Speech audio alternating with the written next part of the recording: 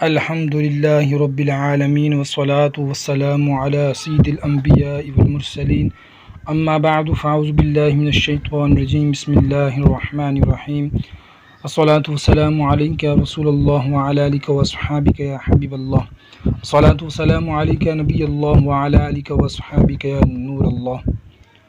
درود پاک کی فضیلت میں سنتے ہیں پارہ 22 سورہ احزاب آیت نمبر 56 میں اللہ تعالیٰ فرماتا ہے ان اللہ وملائکتہ یصلون علی النبی یا ایہا الذین آمنوا صلوا علیہ وسلموا تسلیما، بے شک اللہ اور اس کے فرشتے درود بھیجتے ہیں اس غیب بتانے والے نبی پر، اے ایمان والو ان پر درود اور خوب سلام بھیجو۔ حافظ قسطلانی رحمۃ اللہ علیہ فرماتے ہیں اللہ پاک عظمت و جلال، بلند و شان اور انتہائی بے نیاز ہونے کے باوجود اپنے محبوب صلی اللہ علیہ وسلم پر درود بھیجتا ہے۔ فرشتے ہمیشہ عبادت میں مصروف رہنے اور اللہ پاک کا قرب پانے کے باوجود درود بھیجتے ہیں۔ اے لوگو، تم تو محبوب خدا سرور انبیاء صلی اللہ علیہ وسلم کے محتاج ہو، تمہیں ان کی شفاعت چاہیے، انہی کی برکت سے تم دنیا میں عزت پاتے ہو، انہی کی برکت سے آخرت میں کامیابی پاؤ گے، لہٰذا تم زیادہ حقدار ہو کہ اپنے محسن و غمخوار آقا صلی اللہ علیہ وسلم پر کثرت سے درود پڑھو۔ تم سے جہاں کا نظام، تم پہ کروڑوں سلام، تم پہ کروڑوں ثنا، تم پہ کروڑوں درود، نافع دافع ہو تم، شافع رافع ہو تم سے بس افزا و خدا، تم پہ کروڑوں درود۔ وَلِكُلِّ أُمَّةٍ جَعَلْنَا مَنْسَكًا لِيَذْكُرُوا اسْمَ اللَّهِ عَلَى مَا رَزَقَهُم مِّن بَهِيمَةِ الْأَنْعَامِ فَإِلَٰهُكُمْ إِلَٰهٌ وَاحِدٌ فَلَهُ أَسْلِمُوا وَبَشِّرِ الْمُخْبِتِينَ صدق اللہ العظیم وصدق رسولہ النبی الکریم صلی اللہ علیہ وآلہ وسلم۔ معزز سامعین، ماہ ذوالحجۃ الحرام اسلامی سال کا آخری اور بہت بابرکت مہینہ ہے۔ حضرت ابو سعید خدری رضی اللہ تعالیٰ عنہ روایت کرتے ہیں اللہ پاک کے آخری نبی رسول ہاشمی محمد عربی صلی اللہ علیہ وسلم نے فرمایا مہینوں کا سردار ماہ رمضان ہے اور حرمت و عظمت کے اعتبار سے سب سے عظمت والا مہینہ ذوالحجۃ الحرام ہے۔ حضرت کعبۃ الاحبار رضی اللہ تعالیٰ عنہ جنہیں حافظ الکتابین بھی کہا جاتا ہے، آپ قرآن کریم کی بھی عالم تھے اور تورات شریف کے بھی عالم تھے۔ آپ فرماتے ہیں اللہ پاک نے زمانے کو اختیار فرمایا، بس اللہ پاک کے ہاں سب سے محبوب زمانہ حرمت والے 4 مہینے یعنی ذوالقعدہ، ذوالحجہ، محرم اور رجب ہے۔ ان مہینوں میں سے اللہ پاک کے ہاں سب سے زیادہ محبوب ذوالحجۃ الحرام ہے، اور ذوالحجۃ الحرام میں اس کے ابتدائی 10 دن جن کو عشرہ ذوالحجہ کہا جاتا ہے، یہ اللہ پاک کے ہاں سب سے محبوب دن ہیں۔ سبحان اللہ، عشرہ ذوالحجہ کے ابتدائی 10 دن بہت بابرکت ہیں، یہ اللہ پاک کے ہاں بہت محبوب دن ہیں، یہاں تک کہ اللہ پاک نے قرآن کریم میں ان 10 راتوں کی قسم ارشاد فرماتا ہے والفجر ولیال عشر، اس صبح کی قسم اور 10 راتوں کی۔ ایک قول کے مطابق اس آیت میں ذکر کی گئی 10 راتوں سے ذوالحجہ کی ابتدائی 10 راتیں مراد ہیں۔ پتہ چلا ذوالحجہ کی ابتدائی 10 راتیں بہت فضیلت والی ہے، اللہ پاک نے ان کی قسم ارشاد فرمائی ہے۔ حضرت عبداللہ بن عباس رضی اللہ تعالیٰ عنہما سلطان المفسرین میں پیارے آقا مکی مدنی مصطفیٰ صلی اللہ علیہ وسلم کے چچا زاد بھائی ہیں اور بہت عظیم صحابیاں، فرماتے ہیں اللہ پاک کے آخری نبی رسول ہاشمی صلی اللہ علیہ وسلم نے فرمایا کوئی دن ایسا نہیں ہے کہ جس میں نیک عمل کرنا اللہ پاک کے ہاں ان ایام یعنی 10 ایام سے بڑھ کر محبوب ہو۔ عام دنوں میں نیکی کی جائے وہ بھی اللہ پاک کو بڑی پیاری ہوتی ہے، لیکن عشرہ ذوالحجہ یعنی ذوالحجہ کے ابتدائی 10 دنوں میں نیکی کرنا اللہ پاک کے ہاں بہت زیادہ محبوب ہے۔ ایک روایت میں ہے ان 10 دنوں میں نیکی کا ثواب 700 گنا بڑھ جاتا ہے۔ غور فرمائیے کیسے پیارے اور فضیلت والے دن ہیں، کیسے عظیم راتیں ہیں۔ ان دنوں میں ایک نیکی کا ثواب 700 گنا بڑھ جاتا ہے۔ ان دنوں میں نیکی کرنا افضل نیکی ہے۔ ان دنوں میں ایک دن کا روزہ رکھنا 1 سال کے روزوں کے برابر ہے۔ ان دنوں کی راتوں میں قیام کرنا یعنی رات کو جا کر عبادت کرنا شب قدر میں عبادت کرنے کے برابر ہے۔ اللہ پاک ہمیں ان مبارک ایام کی خوب قدر کرنے اور ان ایام میں خوب دل لگا کر عبادت کرنے کی توفیق عطا فرمائے۔ جو میں نے آیت تلاوت کی ہے اس کا ترجمہ سن لیجیے، اور ہر امت کے لیے ہم نے ایک قربانی مقرر فرمائی کہ اللہ کا نام لے، اس کے دیے ہوئے بے زبان چھپا ہو پر تو تمہارا معبود ایک معبود ہے، تو اسی کے حضور گردن رکھو اور اے محبوب خوشی سنا دو ان تواضع والوں کو۔ تفسیر سیرۃ الجنان میں ہے پچھلی ایماندار امتوں میں سے ہر امت کے لیے اللہ پاک نے قربانی مقرر فرمائی تاکہ وہ جانوروں کو ذبح کرتے وقت ان پر اللہ پاک کا نام لیں تو اے لوگوں تمہارا معبود ایک ہے، اس لیے ذبح کے وقت صرف اسی کا نام لو اور اسی کے حضور گردن جھکاؤ اور اخلاص کے ساتھ اس کی اطاعت کرو۔ اس آیت کریمہ میں قربانی کے تعلق سے 3 اہم باتیں ارشاد ہوئیں۔ پہلی بات یہ بتائی گئی قربانی بہت پرانی بات ہے، ارشاد ہوا وَلِكُلِّ أُمَّةٍ جَعَلْنَا مَنسَكًا، اور ہر امت کے لیے ہم نے ایک قربانی مقرر فرمائی۔ معلوم ہوا پہلے جتنی اہل ایمان امتیں گزری ہیں ان میں ہر امت کے لیے اللہ پاک نے ایک قربانی مقرر فرمائی ہے۔ طریقے اعتبار سے دیکھیں تو پتہ چلتا ہے کہ حضرت آدم علیہ السلام سے لے کر حضرت عیسیٰ علیہ السلام تک ہر امت اپنی شریعت کے مطابق قربانی کیا کرتی تھی۔ مثال کے طور پر حضرت آدم علیہ السلام کے شہزادے حضرت حابیل رحمۃ اللہ نے قربانی پیش کی جس کا ذکر قرآن کریم میں بھی ہے۔ حضرت نوح علیہ السلام کے متعلق منقول ہے کہ آپ علیہ السلام نے باقاعدہ ذبح خانہ بنا رکھا تھا جہاں اللہ پاک کی بارگاہ میں جانوروں کی قربانی پیش کیا کرتے تھے۔ اللہ پاک کے خلیل حضرت ابراہیم علیہ السلام کی بارگاہ الہی میں پیش کی گئی انوکھی قربانی تو مشہور معروف ہے۔ منقول ہے کہ حضرت ابراہیم علیہ السلام کے مبارک دور میں لوگ جانوروں کی قربانیاں پیش کیا کرتے تھے۔ بنی اسرائیل کے ہاں بھی قربانی کا عام معمول تھا، لوگ اپنے محبوب ترین جانور رضا الہی کے لیے قربان کرتے تھے۔ حضرت سلیمان علیہ السلام کے بارے میں روایت ہے کہ جب آپ علیہ السلام نے بیت المقدس تعمیر فرمایا اس وقت بنی اسرائیل کو جمع کیا اور اللہ پاک کی بارگاہ میں شکرانے کے طور پر جانور ذبح کیے۔ اسی طرح عرب میں اور بطور خاص پیارے آقا مکی مدنی مصطفیٰ صلی اللہ علیہ وسلم کے آباد و اجداد میں قربانی کا معمول تھا۔ سرکار مدینہ راحت قلب حسینہ صلی اللہ علیہ وسلم کے نسب مبارک میں 28ویں دادا جان ہیں حضرت کنزار رضی اللہ تعالی عنہ۔ آپ نے ایک بار کسی نیک مقصد کے لیے ایک ہی وقت میں اتنے سارے جانور قربان کیے کہ غیب سے آواز آئی بس کیجئے، بے شک اللہ پاک نے آپ کی قربانیاں قبول فرمائی۔ ان سب روایت سے معلوم ہوا کہ پہلے جتنی ایماندار امتیں گزریں ان سب کے لیے قربانی مقرر تھی۔ حضرت آدم علیہ السلام کے بیٹوں نے بھی قربانی کی، حضرت نوح علیہ السلام، حضرت ابراہیم علیہ السلام، حضرت اسماعیل علیہ السلام، حضرت سلیمان علیہ السلام، بنی اسرائیل، اہل عرب، سرور کائنات، فخر الموجودات صلی اللہ علیہ وسلم کے آباء و اجداد یہ سب قربانیاں کیا کرتے تھے، اللہ پاک کا شکر ادا کیا کرتے تھے اور قربانی کے ذریعے اللہ پاک کا قرب حاصل کرتے، اللہ پاک کو راضی کیا کرتے تھے۔ معزز سامعین، دوسری اہم بات جو سورہ حج کی آیت 34 میں ارشاد ہوئی وہ قربانی کا ایک بنیادی مقصد ہے۔ علماء فرماتے ہیں زمانہ جاہلیت میں لوگ اپنے چھوٹے خداؤں کے لیے قربانی کیا کرتے تھے اور ذبح کے وقت بھی انہیں کا نام پکارا کرتے تھے۔ مشرکین کے شرک کی کاٹ کرتے ہوئے اللہ پاک نے فرمایا لِيَذْكُرُوا اسْمَ اللَّهِ عَلَى مَا رَزَقَهُم مِّن بَهِيمَةِ الْأَنْعَامِ فَإِلَٰهُكُمْ إِلَٰهٌ وَاحِدٌ فَلَهُ أَسْلِمُوا، کہ اللہ کا نام لیں اس کے دیے ہوئے بے زبان جو پاؤں پر، تو تمہارا معبود ایک معبود ہے تو اسی کے حضور گردن رکھو۔ اللہ پاک ہی تمہارا رازق یعنی تمہیں رزق دینے والا ہے۔ اللہ پاک ہی نے یہ جانور پیدا فرمائے، اللہ پاک ہی نے ان طاقت جانوروں کو تمہارے قابو میں دیا اور اللہ پاک نے ہی انہیں ذبح کرنے اور گوشت کے ذریعے توانائی حاصل کرنے کی تمہیں اجازت دی۔ تمہارا ایک ہی خدا ہے، لہٰذا جانور ذبح کرتے وقت اسی کا نام لو، اسی کا شکر ادا کرو اور اسی کے حضور سر جھکاؤ۔ معلوم ہوا اللہ پاک نے جانوروں سے متعلق ہم پر جو انعامات فرمائے، جانور پیدا کیے، انہیں ہمارے قابو میں دیا، ان کا گوشت ہمارے لیے حلال فرمایا۔ قربانی ان انعامات کا شکر بھی ہے اور ساتھ ساتھ اس میں اظہار توحید بھی ہے۔ دنیا بھر میں مسلمان عید الاضحیٰ کے موقع پر جانور ذبح کرتے وقت اللہ پاک کا نام لے کر عملی طور پر یہ اظہار کرتے ہیں کہ اللہ ایک ہے، ہم پر انعام فرمانے والا ایک ہے، تمام مخلوقات کو پیدا کرنے والا ایک ہے اور ہم صرف اسی ایک خدائے وحدہ لا شریک کی بات کرتے ہیں، اسی کے سوا کسی کو اپنا خدا نہیں مانتے۔ معلوم ہوا قربانی کوئی رسم نہیں بلکہ شکر نعمت بھی ہے اور ساتھ ہی ساتھ عقیدہ توحید کا عملی اظہار بھی ہے۔ ہمیں بھی چاہیے کہ ہم قربانی کر کے اللہ پاک کا شکر بھی ادا کریں اور اللہ پاک کی وحدانیت کا عملی طور پر اظہار بھی کریں۔ معزز سامعین، یاد رکھیے قربانی ہر اس بالغ مقیم مسلمان مرد اور عورت پر واجب ہے جو مال کے نصاب ہے، یعنی اس کے پاس 52.5 تولے چاندی یا اتنی مالیت کی رقم یا حاجت اصلیہ سے زیادہ اتنی مالیت کا سامان ہے۔ قربانی واجب ہونے کے لیے یہ ضروری نہیں کہ پورا سال مال کے نصاب رہے، بلکہ اگر ایام قربانی یعنی 10 ذوالحجہ کی صبح صادق سے 12 ذوالحجہ کی غروب آفتاب تک کسی وقت قربانی واجب ہونے کی شرائط پائی گئی تو قربانی واجب ہے۔ اگر کسی پر اتنا قرض ہے کہ قرض کی رقم نکالنے کے بعد وہ مال کے نصاب نہیں رہتا تو اس پر قربانی واجب نہیں۔ حضرت زید بن ارقم رضی اللہ تعالیٰ فرماتے ہیں ایک بار صحابہ کرام علیہم رضوان نے بارگاہ رسالت میں عرض کی یا رسول اللہ صلی اللہ علیہ وسلم یہ قربانیاں کیا ہیں؟ پیارے نبی رسول اللہ صلی اللہ علیہ وسلم نے فرمایا سنت ابیکم ابراہیم، یعنی تمہارے والد ابراہیم علیہ السلام کی سنت۔ صحابہ کرام علیہم رضوان نے پوچھا یا رسول اللہ صلی اللہ علیہ وسلم اس میں ہمارے لیے کیا ہے؟ فرمایا بکل شعرۃ حسنۃ، یعنی قربانی کے ہر بال کے بدلے تمہارے لیے ایک نیکی ہے۔ جو خدا کے لیے قربانی کیا کرتے ہیں دراصل خلد کے حقدار ہوا کرتے ہیں۔ حضرت عبداللہ بن عباس رضی اللہ تعالیٰ عنہما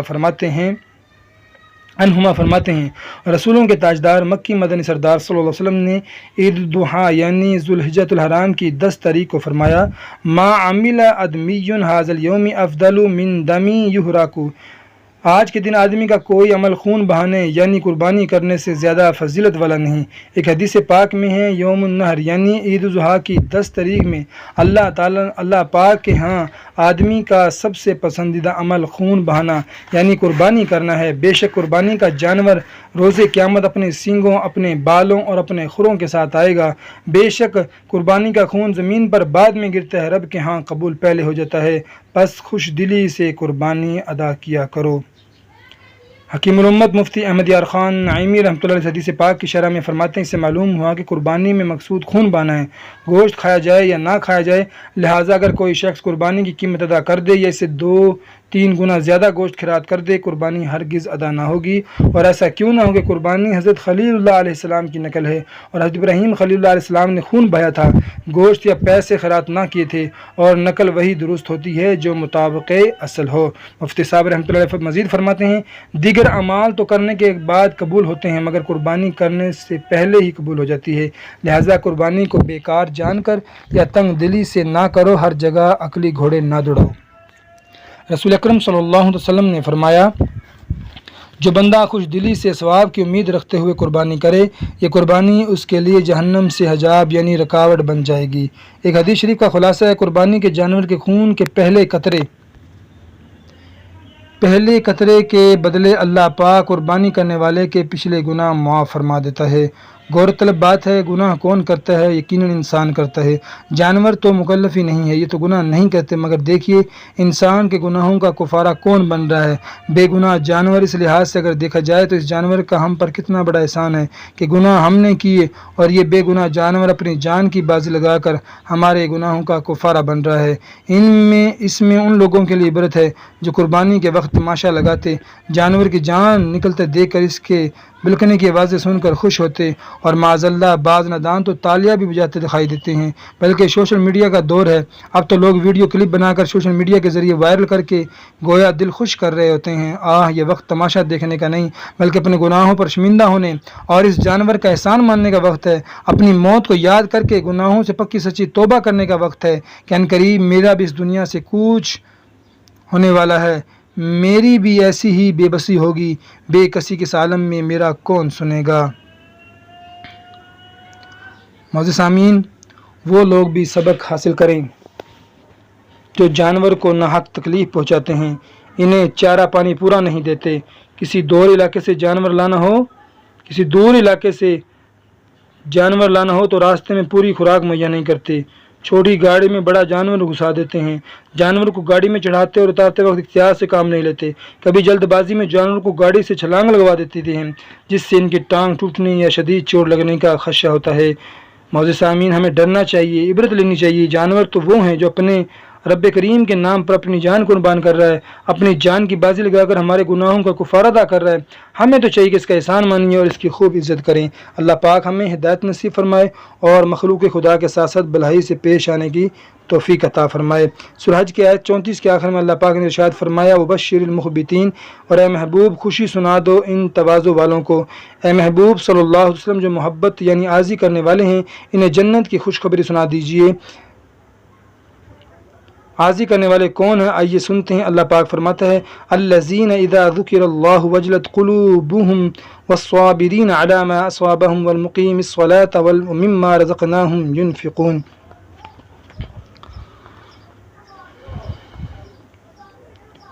وہ لوگ ہیں کہ جب اللہ کا ذکر ہوتا ہے تو ان کے دل ڈرنے لگتے ہیں، اور انہیں جو مصیبت پہنچنے اس پر صبر کرنے والے ہیں اور نماز قائم رکھنے والے ہیں اور ہمارے دیے ہوئے رزق میں سے خرچ کرتے ہیں۔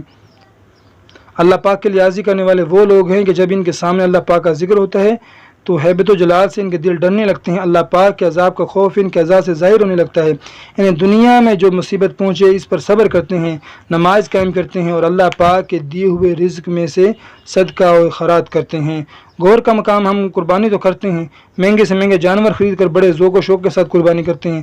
جب جانور لاتے ہیں تو گلی محلے میں چرچا ہو جاتا ہے کہ فلاں اتنا مہنگا جانور لایا، رشتہ داروں کو، پڑوسیوں کو، دوستوں کو بتایا جاتا ہے۔ مگر غور کیجیے کہ ہم میں سے جنت کی خوشخبری کے حقدار بننے والے یعنی مخبت کتنے ہیں؟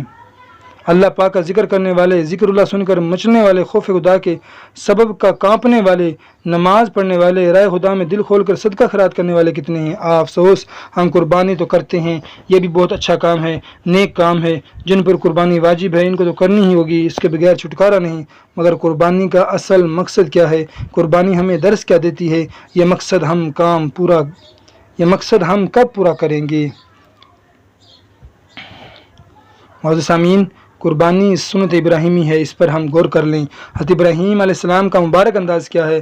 آپ کی سیرت پاک ہمیں کیا سکھاتی ہے؟ حضرت ابراہیم علیہ السلام کی عمر 7 سال تھی۔ اللہ پاک نے آپ کو فرمایا اسلم، فرما برداری کر۔ حضرت ابراہیم علیہ السلام نے 7 سال کی عمر مبارک میں عرض کیا، قال اسلمت رب العالمین، تو اس نے عرض کی میں نے فرما برداری کی اس کی جو تمام جہانوں کا پالنے والا ہے۔ حضرت ابراہیم علیہ السلام نے 7 سال کی عمر میں رب کریم کی بارگاہ میں عرض کیا، پھر ساری زندگی اس پر قائم رہے۔ آپ پر مصائب بھی آئے، پریشانیاں بھی آئیں، دکھ بھی آئے، آپ کو تکلیف بھی پہنچائی گئی، مگر ایک لمحے کے لیے بھی آپ کے قدم ڈگمگائے نہیں، آپ ہمیشہ ثابت قدم رہے۔ آپ کو نیکی کی دعوت عام کرنے کا حکم ہوا، آپ تنہا دین کا پیغام عام کرنے میں مصروف رہے۔ نمرود وقت کا ظالم ترین بادشاہ تھا، اس کے دارالحکومت میں رہ کر بغیر ڈرے فقط اللہ پاک کے بھروسے پر آپ نے کلمہ حق بلند فرمایا۔ نمرود بدبخت نے حضرت ابراہیم علیہ السلام کو معاذ اللہ آگ میں ڈالنے کی جسارت کی، اس پر حضرت ابراہیم علیہ السلام اللہ پاک کی فرمانبرداری کرتے ہوئے مطمئن رہے۔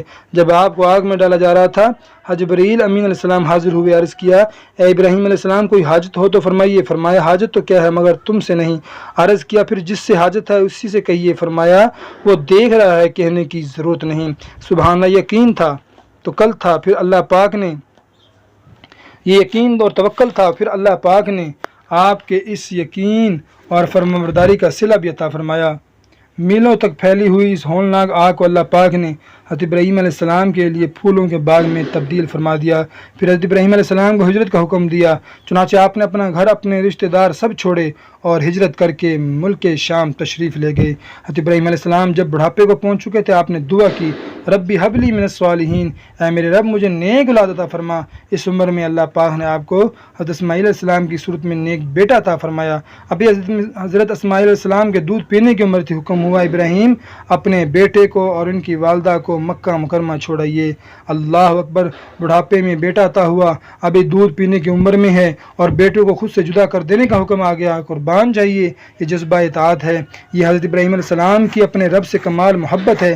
یہ حکم سن کر بھی آپ کی پریشانی پر بل نہیں آیا، زبان پر کوئی شکوہ آنا تو دور کی بات، دل میں کوئی خیال نہیں گزرا۔ حضرت ابراہیم علیہ السلام نے اپنے رب کریم کے حکم پر سر تسلیم خم کیا اور اپنے دودھ پیتے ننھے شہزادے کو اور ان کی والدہ محترمہ کو تنہا مکہ مکرمہ کی بے آباد وادی میں چھوڑ کر واپس تشریف لے آئے۔ جب حضرت اسماعیل علیہ السلام کی عمر مبارک کم و بیش 13 سال تھی، حضرت ابراہیم علیہ السلام نے خواب دیکھا کہ اپنے بیٹے کو ذبح کر رہے ہیں۔ انبیاء کرام علیہ السلام کے خواب وہی ہوتے ہیں، لہٰذا حضرت ابراہیم علیہ السلام خواب کے ذریعے دیے گئے اس حکم خداوندی پر عمل کرنے کے لیے مکہ مکرمہ پہنچے۔ حضرت اسماعیل علیہ السلام کو خواب سنایا، فرما بردار بیٹے نے عرض کیا یا ابت افعل ما تؤمر ستجدنی انشاء اللہ من الصابرین، اے میرے باپ آپ وہی کریں جس کا آپ کا حکم دیا جا رہا ہے، انشاءاللہ ان قریب آپ مجھے صبر کرنے والوں میں سے پائیں گے۔ سبحان اللہ، بیٹا ہو تو ایسا، فرما برداری ہو تو ایسی۔ اللہ اکبر۔ اب حضرت ابراہیم علیہ السلام نے اپنے شہزادے کو ساتھ لیا، وادی مینا میں تشریف لائے، بیٹے کو لٹایا، گلے پر چھری رکھ دی۔ روایت میں آتا ہے چھری بہت تیز تھی، مگر اسماعیل علیہ السلام کے گلے پر چلائی جاتی تو چلتی نہیں تھی۔ اللہ پاک کا حکم پورا کرنے میں غیر اختیاری طور پر دیر ہو رہی تھی۔ حضرت ابراہیم علیہ السلام کا فرما بردار دل اس تاخیر کو قبول نہیں کر سکتا تھا۔ آپ نے چھری کو تیز کیا، پھر چلائی، نہ چلی، پھر تیز کیا، چلائی، پھر نہ چلی، 3 بار ایسے ہوا۔ حضرت ابراہیم علیہ السلام جوش فرما برداری میں بار بار چھری چلانے کی کوشش کر رہے تھے۔ اسی وقت حضرت ابراہیم علیہ السلام جنتی مینڈا لے کر آئے۔ اس وقت حضرت جبرائیل امین علیہ السلام جنتی مینڈا لے کر حاضر ہوئے اور حضرت ابراہیم علیہ السلام کو قربانی قبول ہونے کی خوشخبری سنا دی۔ معزز سامعین، یہ ہے جذبہ اطاعت، جذبہ جانثاری، جذبہ وفاداری، جس طرح جانور ذبح کرنا سنت ابراہیمی ہے، اسی طرح یہ جذبہ اطاعت فرما برداری، اپنے آپ کو مکمل طور پر اللہ پاک کے سپرد کر دینا، یہ بھی حضرت ابراہیم علیہ السلام ہی کا مبارک طریقہ ہے۔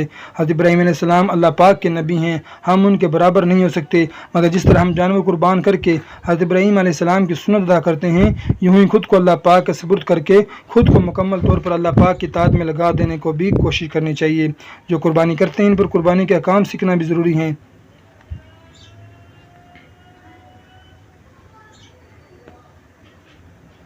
قربانی کا گوشت محرم تک بچا کر رکھنے میں کوئی حرج نہیں۔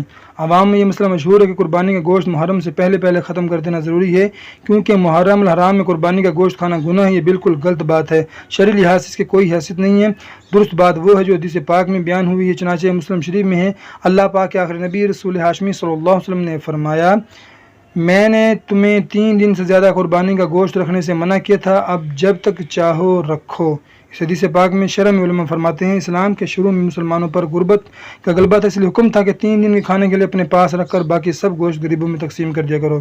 پھر جب اللہ پاک نے مسلمانوں کو مال کی کثرت سے نوازا تو یہ حکم ختم کر دیا گیا، اب چاہے سال بھر تک قربانی کا گوشت کھاؤ، اس میں کوئی حرج نہیں۔ اللہ پاک ہمیں درست اسلامی احکام سیکھنے اور ان پر عمل کرنے کی توفیق عطا فرمائے، آمین بجاہ نبی الامین صلی اللہ تعالی علیہ وآلہ وسلم۔